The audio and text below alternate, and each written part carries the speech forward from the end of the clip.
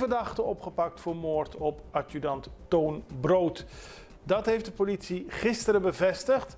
Er was veel nieuws over in de media de afgelopen dagen, maar afgelopen vrijdag heeft een 25-jarige man zich gemeld bij het politiebureau van Rio Canario.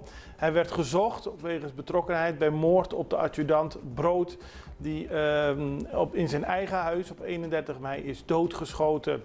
Er waren toen 3 mannen in huis, dus naar 2 wordt nog gezocht, maar de eerste zit nu vast en wordt ondervraagd.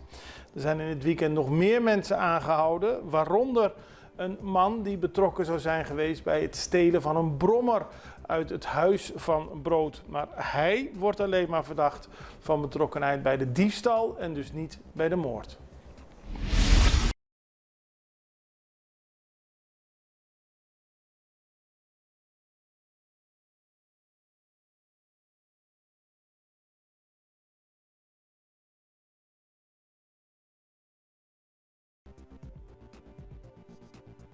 Dan, kustwacht Aruba neemt boot met drugs en wapens in beslag.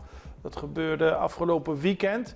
De kustwacht op Aruba zag een boot in de richting van het eiland gaan. Toen werd er een patrouille naar Eagle Beach gestuurd en bij aankomst van de patrouille gingen de verdachten direct op de vlucht.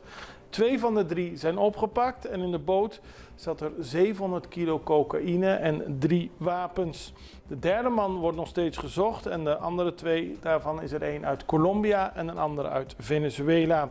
Zij en de drugs zijn overhandigd aan de